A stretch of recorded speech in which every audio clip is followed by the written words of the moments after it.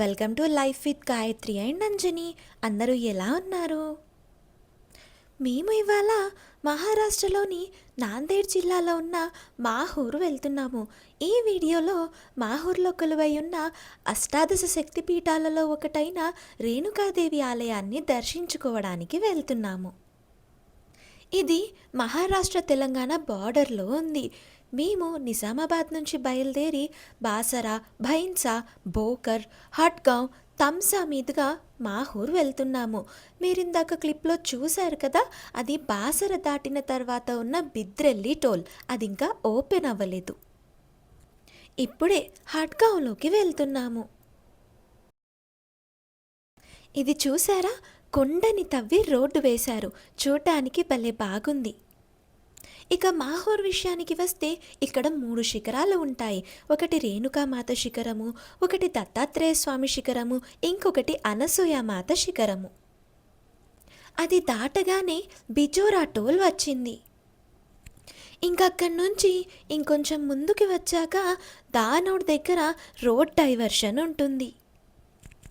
అయితే అమ్మవారి కుడి చెయ్యి ఈ ప్రదేశంలో పడిందని చెప్తారు.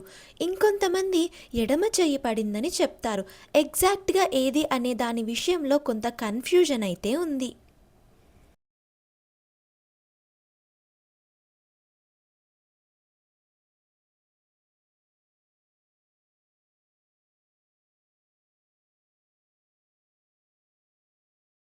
ఇది పెన్గంగా పైన ఉన్న బ్రిడ్జ్. పక్కనే ఇంకొకటి కన్స్ట్రక్షన్లో ఉంది. మాహూర్ కొండపైన ఉంది. మాహూర్ చేరుకునే 6 కిలోమీటర్ల ముందు నుంచి ఘాట్ రోడ్ స్టార్ట్ అవుతుంది. ఆర్చ్ కన్స్ట్రక్షన్ వర్క్ జరుగుతోంది. మాహూర్ ఆదిలాబాద్ నుంచి 80 కిలోమీటర్లు, నిర్మల్ నుంచి 127 కిలోమీటర్లు, హైదరాబాద్ నుంచి 365 కిలోమీటర్ల దూరంలో ఉంటుంది. ఆదిలాబాద్ నుంచి మాహూర్కి డైరెక్ట్ బస్సెస్ అవైలబుల్గా ఉంటాయి. మాహూర్లో రైల్వే స్టేషన్ లేదు. మాహూర్కి దగ్గరలో ఉన్న రైల్వే స్టేషన్ కిన్వత్ రైల్వే స్టేషన్.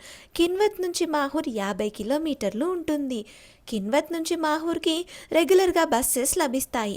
మన తెలుగు రాష్ట్రాల నుంచి అంటే తిరుపతి, విజయవాడ, హైదరాబాద్ నుంచి కిన్వత్కి ఉన్న ట్రైన్ కృష్ణా ఎక్స్ప్రెస్.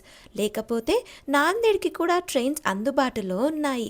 నాందేడ్ నుంచి మాహూర్ 127 కిలోమీటర్లు ఉంటుంది.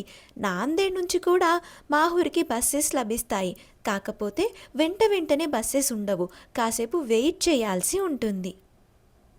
రేణుకామాత ఆలయానికి వెళ్ళడానికి 250 మెట్లు ఎక్కాలి. పరశురామాలయానికి మరో 150 మెట్లు దిగి ఎక్కాలి. అనసూయమాత ఆలయానికి ఇంచుమించుగా 200 మెట్లు ఎక్కాలి. దత్తాత్రేయ స్వామి ఆలయానికి 200 మెట్లు ఎక్కాలి. కాకపోతే దత్తాత్రేయ స్వామి ఆలయానికి రోడ్డు మార్గం కూడా ఉంది. ఇప్పుడే మాహూర్ కొండపైకి చేరుకున్నాము.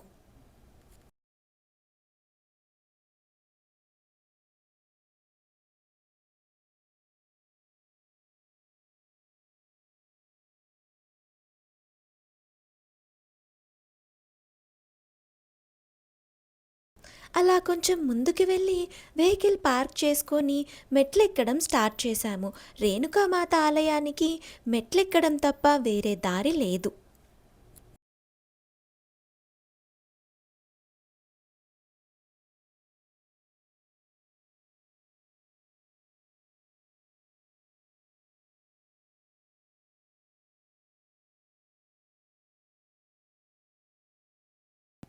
మెట్లు ఎక్కలేని వాళ్ళ కోసం ఇలా డోలీ సౌకర్యం ఉంటుంది.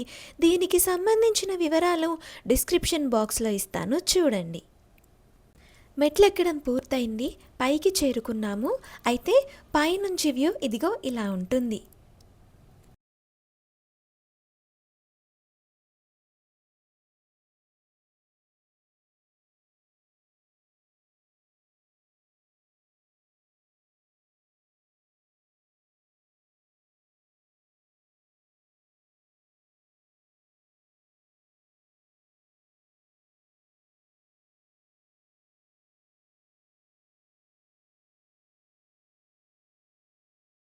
మేము వచ్చింది మంగళవారం, అష్టమి అవ్వడం వల్ల గుడిలో రష్ ఎక్కువగా ఉంది. లోపల అమ్మవారు ఇలా దర్శనమిస్తుంటారు. దర్శనం పూర్తయింది. పక్కనే వినాయకుడి గుడి కూడా ఉంది.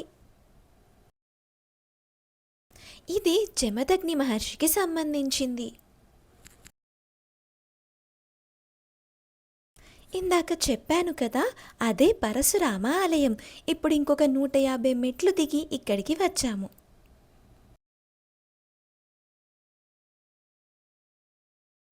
గుడి వెనకాలే కోనేరుంది. ఈ పక్కనే పెద్ద హాల్ ఉంది. ఇక్కడ అన్నప్రసాద వితరణ జరుగుతోంది.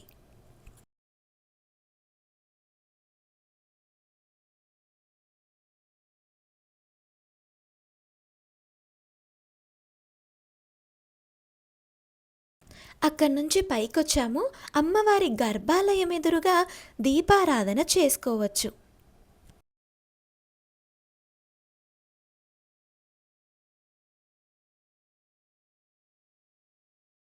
అయితే ఇక్కడ అమ్మవారికి నైవేద్యంగా పాన్ పెడతారు. ఇదే ఇక్కడ అమ్మవారి ప్రసాదం. అలాగే ఇక్కడ మెట్లెక్కుతుంటే పక్కనే స్టాల్స్ ఉన్నాయి. బ్యాంగిల్స్ రెగ్యులర్గా కాకుండా కొంచెం డిఫరెంట్గా చాలా బాగున్నాయి. మీరెప్పుడైనా ఇక్కడికి వచ్చారా? వస్తే నాకు కామెంట్స్లో చెప్పండి. ఒకవేళ రావాలని ప్లాన్ చేసుకుంటుంటే ఫుడ్ క్యారీ చేయడానికి ట్రై చేయండి. ఎందుకంటే బాసరా భైన్సా దాటిన తర్వాత భోకర్ వచ్చేంత వరకు ఫుడ్ దొరకదు. అందులోనూ తెలుగు వాళ్ళకైతే ఇక్కడ ఫుడ్కి అడ్జస్ట్ అవ్వడం కొంచెం ఇబ్బందిగా ఉంటుందేమో అని నా ఒపీనియన్.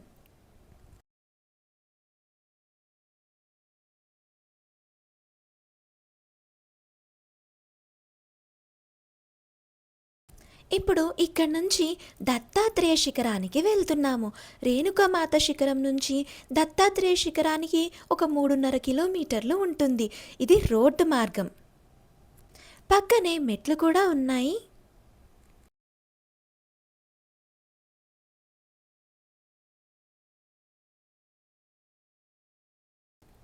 పైకి చేరుకున్నాము.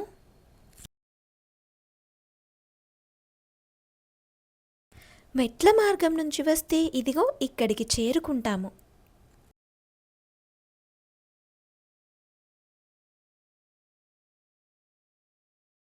అది లోపల దర్శనానికి వెళ్ళే దారి.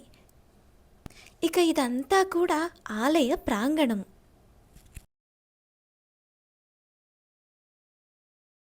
ఇంకా ఇదేమో దత్తాత్రేయ స్వామి గర్భాలయ శిఖరము. శ్రీ గురు దత్తాత్రేయ చరిత్ర ఆధారంగా శ్రీ గురు దత్తాత్రేయుడు కాశీలోని గంగలో స్నానం చేసి కొల్హాపూర్లో భిక్ష స్వీకరించి మాహూర్లో నిద్రించేవాడట. ఇప్పటికీ ప్రతిరోజు దత్తుడు ఇక్కడికి వచ్చి నిద్ర చేస్తాడని భక్తుల విశ్వాసం.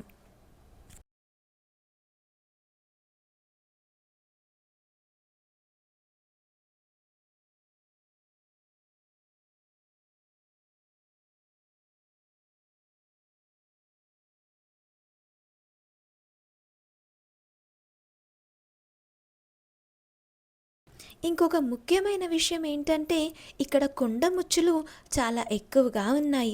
ఇక్కడికి వచ్చినప్పుడు జాగ్రత్త. అక్కడ చూస్తున్నారు కదా, అది మాహూర్గఢ్ కోటకి వెళ్ళే దారి. అది రేణుకామాత శిఖరానికి ఎదురుగా ఉంటుంది. అక్కడ కనిపిస్తున్న దారిలో పైకెక్కి చూడొచ్చు.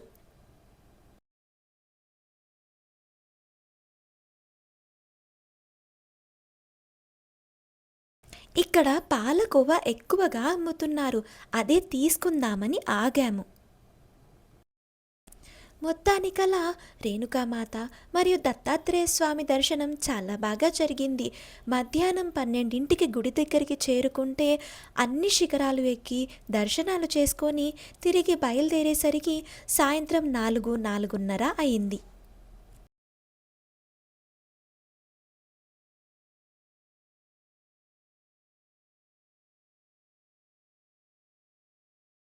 మాహూర్ నుంచి రిటర్న్ వస్తుంటే దారిలో ఉల్లి పంట కనిపించింది. చూద్దామని ఆగాము.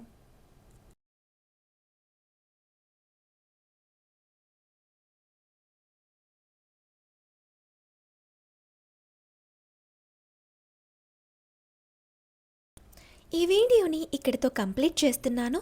మీకు ఈ ట్రిప్కి సంబంధించి ఇంకేమైనా డౌట్స్ ఉంటే కామెంట్ చేయండి, క్లియర్ చేయడానికి ట్రై చేస్తాను. మళ్ళీ ఒక ఇంట్రెస్టింగ్ టాపిక్తో నెక్స్ట్ వీడియోలో కలుద్దాము. అన్ని లింక్స్ కింద డిస్క్రిప్షన్ బాక్స్లో ఇచ్చాను. Thank you for watching the video. Do like, share and subscribe.